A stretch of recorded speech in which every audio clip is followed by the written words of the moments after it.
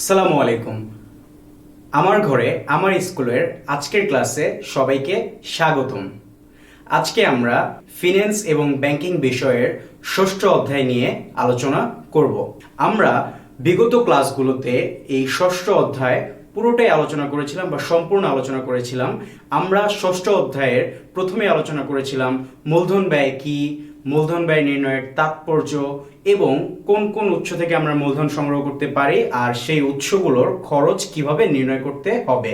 এর মধ্যে উল্লেখযোগ্য কিছু ছিল আমাদের সাধারণ শেয়ারের মূলধন ব্যয় কিভাবে নির্ণয় করব, আমরা ঋণ মূলধন ব্যয় কিভাবে নির্ণয় করব, আমরা অগ্রাধিকার শেয়ারের মূলধন ব্যয় কিভাবে নির্ণয় করব, আমরা সংরক্ষিত আয়ের ব্যয় কিভাবে নির্ণয় করব। এছাড়াও ছিল আমরা একটি প্রতিষ্ঠানের গড় মূলধন ব্যয় কিভাবে নির্ণয় করতে পারি। তো আজকের ক্লাসে আমরা এই ষষ্ঠ অধ্যায়ের যে অনুশীলনীটা আছে এই অনুশীলনী আমরা আলোচনা করব। তো অনুশীলনীতে যা যা থাকছে: বহু নির্বাচনী প্রশ্ন, সংক্ষিপ্ত প্রশ্ন। আমরা এই বহু নির্বাচনী প্রশ্ন, সংক্ষিপ্ত প্রশ্ন আলোচনা করব। তো প্রথমেই থাকছে বহু নির্বাচনী প্রশ্ন। বহু নির্বাচনী প্রশ্নের 1 নাম্বার যেই প্রশ্নটা দেওয়া আছে সেই প্রশ্নটা যদি আমরা আলোচনা করি, দেখব আমরা প্রথমেই দেওয়া আছে বিনিয়োগকারীদের প্রত্যাশিত আয়কে ব্যবসায় কি বলা হয়। আমার এখানে অপশন দেওয়া আছে 4টা। প্রথম অপশনটায় বলা আছে মূলধন ব্যয়, দ্বিতীয় অপশনটা বলা আছে মুনাফার হার, 3 নাম্বার অপশনে বলা আছে বিনিয়োগের সুদ এবং 4 নাম্বার অপশনে বলা আছে তহবিলের উৎস। তো বিনিয়োগকারীদের প্রত্যাশিত আয়কে ব্যবসায় কি বলা হয়? একটা ব্যবসা হিসেবে বা একটা কোম্পানিতে যারা বিনিয়োগ করে এবং এই বিনিয়োগ থেকে তারা যে প্রত্যাশিত লভ্যাংশ বা প্রত্যাশিত আয়টা তারা পায়, এটাকে ব্যবসায়ের প্রেক্ষাপটে বা ব্যবসায়ের দৃষ্টিভঙ্গিতে মূলধন ব্যয় হিসেবে ধরা হয়। তাহলে 4টি অপশনের মধ্যে প্রথম অপশনটি আমার জন্য থাকছে সঠিক উত্তর। এরপর যদি আমরা দ্বিতীয় প্রশ্নটি আলোচনা করি, দ্বিতীয় প্রশ্নে থাকছে যে নিচের কোনটি দীর্ঘমেয়াদী তহবিলের অন্যতম উৎস। আমার হাতে 4টি অপশন দেওয়া আছে। প্রথম অপশন থাকছে বাণিজ্যিক ব্যাংক, তারপর থাকছে অর্জিত লভ্যাংশ, 3 নম্বর অপশন দেওয়া আছে আমার জন্য ব্যবসায়িক ঋণ এবং 4 নম্বর অপশনটা দেওয়া আছে আমার জন্য সংরক্ষিত তহবিল। তো এই প্রশ্নের 4টি অপশন থেকে প্রথম অপশনটা যদি আমরা দেখি বাণিজ্যিক ব্যাংক, আমরা বাণিজ্যিক ব্যাংক থেকে সাধারণত যে ঋণ গ্রহণ করে থাকি এগুলো সাধারণত স্বল্পমেয়াদী বা মধ্যমেয়াদী ঋণ হিসেবে ধরা হয় বা স্বল্পমেয়াদী বা মধ্যমেয়াদী তহবিলের একটি উৎস হিসেবে দেখা দেয়। কিন্তু যদি আমরা দীর্ঘমেয়াদী তহবিলের কথা বলি, দীর্ঘমেয়াদী তহবিল হতে পারে একটি কোম্পানির সংরক্ষিত তহবিল। আর সংরক্ষিত তহবিলটা হলো একটি কোম্পানি প্রতি বছর বছর তাদের মুনাফার যে অংশ তারা সংরক্ষিত তহবিলে জমা রাখছে সেই অর্থটাই, এবং কোম্পানি ভবিষ্যতে ব্যবসার প্রসার ঘটানোর জন্য এই সংরক্ষিত তহবিলের ব্যবহার করে থাকে, যেটাকে আমরা একটা দীর্ঘমেয়াদী তহবিলের অন্যতম উৎস হিসেবে বিবেচনা করতে পারি। তো 3 নাম্বার প্রশ্ন যেটা আমাদের জন্য দেয়া আছে, 3 নাম্বার প্রশ্নটা যদি আমরা দেখি যে ঋণ মূলধন ব্যয়ের পরোক্ষ সুবিধা কোনটি। আমার হাতে ঠিক 4টি অপশন দেওয়া আছে। আবার প্রথম অপশনটা বলা আছে মুনাফা বৃদ্ধি, তারপর বলা আছে সুদ হ্রাস, 3 নাম্বার বলা আছে কর হ্রাস এবং 4 নাম্বারটা আমার জন্য বলা আছে তহবিল বৃদ্ধি। তো এই অপশনগুলোর মধ্যে মুনাফা বৃদ্ধি, সুদ হ্রাস, কর হ্রাস এবং তহবিল বৃদ্ধির মধ্যে সুদ হ্রাসটাই হলো কোম্পানির ঋণ মূলধন ব্যয়ের পরোক্ষ সুবিধা। কারণ আমরা জানি একটি কোম্পানি যদি ঋণ থেকে বা ঋণ মূলধন সংগ্রহ করে তাদের ব্যবসায়ের তহবিলে যোগান দেয় এবং এটির উপর একটি করের সুবিধা পাওয়া যায়। যদি আমরা একটি কোম্পানির ঋণ মূলধন ব্যয়কে কর সমন্বয় করে নির্ণয় করি তাহলে দেখব যে প্রকৃত যে সুদের হারটা দেওয়া ছিল তার সাথে কর সমন্বয়কৃত সুদের হারের একটি পার্থক্য দেখা যায়। তার ফলে বা যার ফলে আমরা এই ঋণ মূলধন ব্যয়ের পরোক্ষ সুবিধা হিসেবে সুদ হ্রাস পাচ্ছে। এবার আমরা দেখব 4 নম্বর প্রশ্ন। তো 4 নম্বর প্রশ্নে বলা আছে যে মূলধন মিশ্রণ নির্বাচনে গুরুত্ব দেওয়া হয় কোন কোন বিষয়গুলো। আমার হাতে 1 নম্বর অপশনে বলা আছে সর্বোচ্চ ঋণের সুবিধা, 2 নম্বর অপশনে বলা আছে কাম্য ঋণ নীতি এবং 3 নম্বর অপশনে বলা আছে সর্বনিম্ন মূলধন ব্যয়। এবং নিচের কোনটি সঠিক? তো নিচের কোনটি সঠিকের মধ্যে আমার আবার কিছু অপশন যুক্ত করে দেওয়া ছিল, যেটাকে আমরা মাল্টিপল চয়েস বলে থাকি আর কি।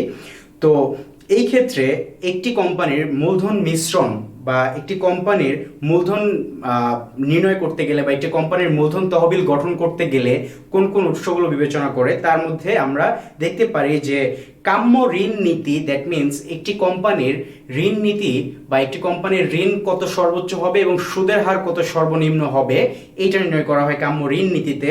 এবং 3 নম্বর অপশন যেটা বলা আছে সর্বনিম্ন মূলধন ব্যয়, একটি কোম্পানি একটি উৎস থেকে সর্বোচ্চ কত পরিমাণ মূলধন সংগ্রহ করতে পারে এবং ওই উৎসের খরচ কত সর্বনিম্ন, এগুলো বিবেচনা করে মূলধন মিশ্রণটা বা মূলধন মিশ্রণ নির্বাচনে গুরুত্ব প্রদান করে থাকে। তাহলে প্রথম অপশন যেটা আমার জন্য দেয়া সর্বোচ্চ ঋণের সুবিধা, এইটাও আমার জন্য বিবেচনায় থাকছে। তাই এই প্রশ্নের উত্তরটি আমার জন্য দাঁড়াচ্ছে 1, 2 এবং 3, তিনটি অপশনই। তাহলে দাঁড়াচ্ছে এই বিষয়টি যে একটি কোম্পানি যখন মূলধন মিশ্রণ নির্বাচন করতে যায় তাহলে তারা অবশ্যই এই তিনটি বিষয় পর্যালোচনা করে, যে কোন উৎস থেকে সে সর্বোচ্চ পরিমাণ ঋণ গ্রহণ করতে পারবে এবং কোন উৎসের খরচ কত সর্বনিম্ন হবে। এছাড়াও থাকছে যে আমার ঋণ কতটুকু হবে এবং আমার শেয়ার থেকে সংরক্ষিত মূলধন কতটুকু হবে। এই তিনটি অপশনই আমরা বিবেচনা করছি।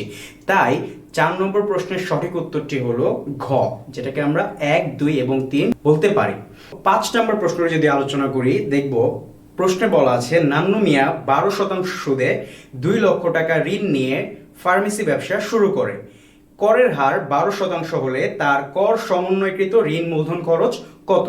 তো ঋণ মূলধন খরচ বের করার জন্য আমরা বিগত ক্লাসে আলোচনা করেছিলাম যে একটি কোম্পানির কর সমন্বয়কৃত মূলধন খরচ কিভাবে নির্ণয় করতে হয়। সেখানে আমাদের ছিল যে একটি কোম্পানির কর সমন্বয়কৃত মূলধন খরচ নির্ণয় করার ক্ষেত্রে আমার সূত্রটা হলো সুদের হার গুণন 1 বিয়োগ করের হার। তো এই ক্ষেত্রে নান্নু মিয়ার সুদের হার দেয়া ছিল 12% গুণন 1 বিয়োগ করের হার দেয়া ছিল আবার 12%, তাহলে 0.12। এটাকে যদি আমরা ক্যালকুলেশন করি বা হিসাব করলে আমরা দেখব তার কর সমন্বয়কৃত মূলধন খরচ দাঁড়াচ্ছে 10.56%। তাহলে আমাদের অপশন যে 4টি দেওয়া ছিল এই অপশন 4টির মধ্যে প্রথম অপশনটি আমার 10.56% এবং এটি আমার জন্য সঠিক উত্তর। এবার যদি আমরা 6 নং প্রশ্ন যদি আমরা আলোচনা করি, প্রশ্নে বলা আছে শবনম লিমিটেড প্রতিটি 5,000 টাকা মূল্যের 9% অগ্রাধিকার শেয়ার 10% কম মূল্যে বিক্রয় করে মূলধন সংগ্রহ করে, তাহলে শবনম লিমিটেডের মূলধন ব্যয় কত? এইটিও একটি গাণিতিক সমস্যা এবং এইটি সমাধান করার জন্য বিগত ক্লাসে আমরা একটি কোম্পানির অগ্রাধিকার শেয়ারের ব্যয় কিভাবে নির্ণয় করি বা সেই সূত্রটা ব্যবহার করে এই প্রশ্নটা আমরা সমাধান করতে পারবো। তো অগ্রাধিকার শেয়ারের ব্যয় নির্ণয় করার জন্য আমার সূত্র ছিল এরকম, অগ্রাধিকার শেয়ারের ব্যয় সমান সমান লভ্যাংশ ভাগ শেয়ারের বর্তমান মূল্য। তো এইখানে শবনম লিমিটেডের একটি বা প্রতিটি শেয়ারের তার লভ্যাংশের পরিমাণ দাঁড়াচ্ছে 5,000 গুণন 9%, তাহলে আমার আসছে 450 টাকা। তাহলে প্রতিটি শেয়ারের লভ্যাংশের পরিমাণ 450 টাকা এবং ভগ্নাংশের নিচের অংশে যেটা আমার দেয়া আছে শেয়ারের বর্তমান মূল্য নির্ণয় করার জন্য আমার যেই লিখিত মূল্য দেয়া আছে 5,000 টাকা, এইটার উপর বলা আছে যে 10% কম মূল্যে বাজারে বিক্রয় করে। তাহলে 5,000 টাকার 10% যদি আমরা বের করি পাবো 500 টাকা। এই 500 টাকা যদি আমরা লিখিত মূল্য 5,000 টাকা থেকে বিয়োগ করি তাহলে শবনম লিমিটেডের শেয়ারের বর্তমান বাজার মূল্য দাঁড়ায় 4,500 টাকা। তাহলে এই 4,500 টাকা যদি আমরা হিসেবে নিয়ে আসি তাহলে আমরা দেখছি যে শবনম লিমিটেডের লভ্যাংশ 450 টাকা, শেয়ারের বর্তমান বাজার মূল্য 4,500 টাকা এবং এইটা ক্যালকুলেশন করে বা গাণিতিকভাবে আমরা এটা বিশ্লেষণ করে দাঁড়াচ্ছে যে তাদের অগ্রাধিকার শেয়ারের ব্যয়ের পরিমাণ 10%। তাহলে আমার অপশন যেগুলো দেওয়া ছিল 9%, 10%, 11.11% এবং সর্বশেষ অপশন যেটা দেওয়া ছিল 19%, এই 4টি অপশনের মধ্যে দ্বিতীয় অপশন বা খ নাম্বার অপশনটা আমার জন্য সঠিক উত্তর দাঁড়াচ্ছে। এবার আমরা 7 এবং 8 নং প্রশ্নের উত্তর দেখব। তো বহু নির্বাচনের 7 এবং 8 নং প্রশ্নের উত্তর করার আগে একটি উদ্দীপক দেওয়া আছে, উদ্দীপকটি যদি আমরা আলোচনা করি দেখব বলা আছে যে জনাব টুটুলের ব্যবসায়ের মোট মূলধন 1 কোটি টাকা, যার 60% নিজস্ব এবং অবশিষ্টাংশ 15% ঋণ। তাহলে 1 কোটি টাকার 60%, 60 লক্ষ টাকা সে নিজস্ব তহবিল থেকে সংগ্রহ করেছে এবং অবশিষ্ট 40 লক্ষ টাকা সে 15% ঋণে সংগ্রহ করেছে। তিনি 20% মুনাফায় বিনিয়োগ সুবিধা পেয়ে মূলধন কাঠামো পরিবর্তন করেন, ফলে ঋণ ও নিজস্ব তহবিলের বিপরীত সম্পর্ক সৃষ্টি হয়। যেহেতু সে 20% মুনাফায় বিনিয়োগ সুবিধা পেয়ে মূলধন কাঠামো পরিবর্তন করেছেন এবং এর ফলে তার ঋণ ও নিজস্ব তহবিলের বিপরীত সম্পর্ক সৃষ্টি হচ্ছে, তাহলে আমরা বলতে পারি এরকম যে পূর্ববর্তী তার নিজস্ব মূলধন ছিল 60 লক্ষ টাকা এবং ঋণ ছিল 40 লক্ষ টাকা। তিনি 20% মুনাফায় বিনিয়োগ সুবিধা পেয়ে মূলধন কাঠামো পরিবর্তন করেন, ফলে তার ঋণ ও নিজস্ব তহবিলের বিপরীত সম্পর্ক সৃষ্টি হয়। এই লাইনটি থেকে আমরা বুঝতে পারি এইরকম যে তার বিনিয়োগ সুবিধা 20% পাওয়ায় সে তার সম্পূর্ণ মূলধন কাঠামোটায় পরিবর্তন করে বিপরীতভাবে তৈরি করে, অর্থাৎ তার নিজস্ব মূলধনের পরিমাণ দাঁড়ায় 40 লক্ষ টাকা এবং ঋণ থেকে সংগ্রহকৃত মূলধনের পরিমাণ দাঁড়ায় 60 লক্ষ টাকা। এবার আমরা যদি প্রশ্নগুলোর উত্তর দেওয়ার চেষ্টা করি, প্রথম প্রশ্ন 7 নং প্রশ্ন থাকছে যে বর্তমানে টোটালের ব্যবসায় ঋণ মূলধন কত। যেহেতু সে 20% মুনাফায় বা 20% বিনিয়োগ সুবিধায় তার মূলধন কাঠামোটা পরিবর্তন করে বিপরীতভাবে তৈরি করেছে, তাহলে আমরা খুব সহজেই বুঝতে পারি যে তার পূর্ববর্তীকালে ঋণ মূলধন ছিল 40 লক্ষ টাকা, কিন্তু বিনিয়োগ সুবিধা বৃদ্ধি পাওয়ায় তার ঋণ মূলধন কাঠামো পরিবর্তন করে তার ঋণ মূলধনের পরিমাণ দাঁড়ায় 60 লক্ষ টাকা, যেটা সম্পূর্ণ বিপরীত হয়ে দাঁড়াচ্ছে নিজস্ব মূলধনের। আর 8 নম্বর প্রশ্নে যেটা বলা আছে আমাদের জন্য, মূলধন কাঠামো পরিবর্তনে জনাব টুটুল কি বিষয় বিবেচনা করেছে বা বিবেচনা করেছেন কোন কোন বিষয়। প্রথম অপশনটা আমার জন্য দেওয়া আছে তহবিলের সুযোগ ব্যয়, দ্বিতীয় অপশনটা বলা আছে গড় মূলধন ব্যয় এবং তৃতীয় অপশনটি আমার জন্য বলা আছে সর্বনিম্ন মূলধন ব্যয়। তাহলে জনাব টুটুল তার মূলধন কাঠামো পরিবর্তন করার ক্ষেত্রে তহবিলের সুযোগ ব্যয় অবশ্যই সে বিবেচনা করেছে, কারণ তার নিজস্ব তহবিল থেকে মূলধন সংগ্রহ করলে কত টাকা সংগ্রহ করতে পারছে এবং তার সেটাতে ব্যয়ের পরিমাণ কত, আবার ঋণ মূলধন থেকে সে যদি মূলধন সংগ্রহ করে সেই মূলধনের ব্যয়ের পরিমাণটা কত সেটাও সে বিবেচনা করছে। আবার তার দ্বিতীয় অপশন যেটা বলা আছে গড় মূলধন ব্যয়, অবশ্যই তার নিজস্ব মূলধন এবং গড় মূলধন এই দুটির কম্বিনেশনে তার গড় মূলধনটা কি পরিমাণ দাঁড়াচ্ছে সেটাও সে বিবেচনা করছে। এবং সর্বশেষে যেটা বলা আছে সর্বনিম্ন মূলধন ব্যয়, এটাও সে বিবেচনা করেছে, কারণ একটি কোম্পানি বা একটি ব্যবসা প্রতিষ্ঠান কোনো উৎস থেকে মূলধন সংগ্রহ করতে গেলে তার হাতে যদি অনেকগুলো অপশন দেওয়া থাকে, সেই অপশনগুলোর মধ্যে থেকে সর্বনিম্ন কোন অপশনে মূলধন ব্যয়টা কম হয় সেটাও বিবেচনা করে। তাহলে আমরা বলতে পারি যে এই প্রশ্নের উত্তরটি দাঁড়াবে 1, 2 ও 3 তিনটি অপশনই। তাহলে ঘ নং উত্তরটাই আমার জন্য সর্বশ্রেষ্ঠ উত্তর হিসেবে ধরা যাচ্ছে এখানে। এবার আমরা ষষ্ঠ অধ্যায়ের অনুশীলনীর সংক্ষিপ্ত প্রশ্নগুলো একটু আলোচনা করব। তো সংক্ষিপ্ত প্রশ্নের প্রথম প্রশ্নটি থাকছে আমার জন্য মূলধন ব্যয় কি। তো আমরা এই অধ্যায়ের শুরুতে আলোচনা করেছিলাম মূলধন ব্যয় কি। মূলধন ব্যয় হলো যে একটি কোম্পানি সাধারণত যে 4টি প্রধান উৎস থেকে মূলধন সংগ্রহ করে থাকে, 4টি উৎস হলো ঋণ, সাধারণ শেয়ার, অগ্রাধিকার শেয়ার এবং সংরক্ষিত আয়।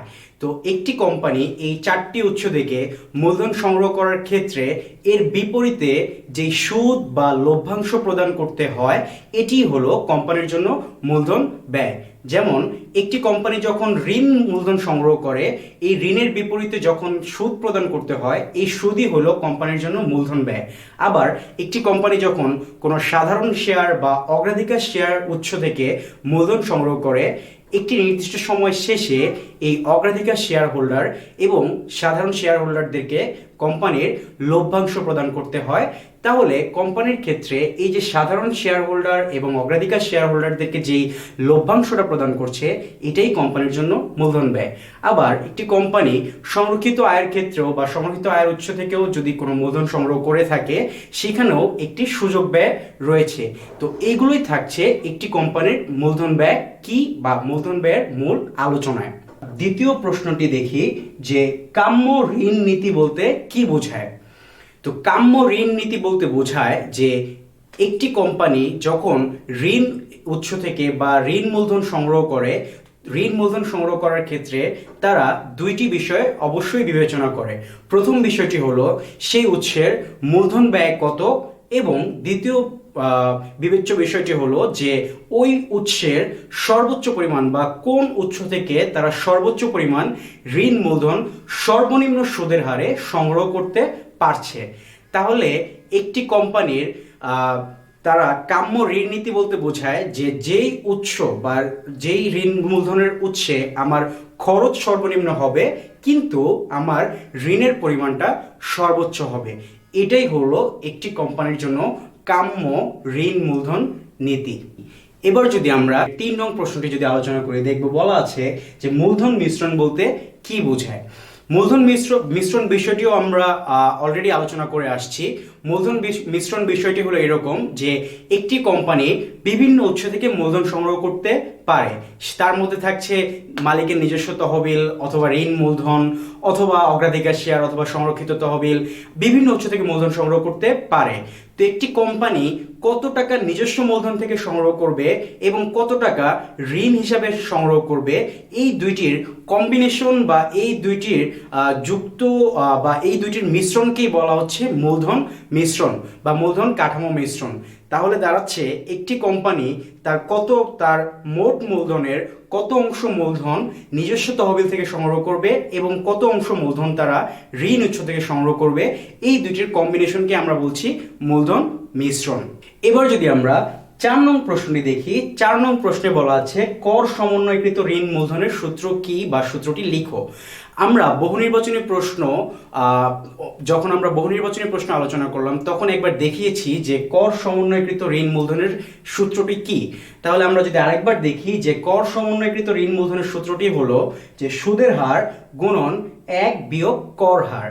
একটি কোম্পানি ঋণ থেকে মূলধন সংগ্রহ করলে সেই ঋণের সুদের হারটি এখানে বসিয়ে করের হার বাদ দেওয়া হয় বা করের হার 1 মাইনাস করের হার দিয়ে গুণ করা হয়, তাহলে কোম্পানির কর সমন্বয়কৃত ঋণ মূলধনের পেয়ে যাবে বা কর সমন্বয়কৃত ঋণ মূলধন ব্যয়টি পেয়ে যাবে। এবার যদি আমরা 5 নং প্রশ্নটি দেখি, 5 নম্বর প্রশ্নে বলা আছে যে সংরক্ষিত আয়ের সুযোগ ব্যয় ব্যাখ্যা করো। আমরা এটা আমাদের পূর্ববর্তী ক্লাসের মূল আলোচনায় অলরেডি আলোচনা করেছিলাম যে সংরক্ষিত আয়ের একটি সুযোগ ব্যয় রয়েছে।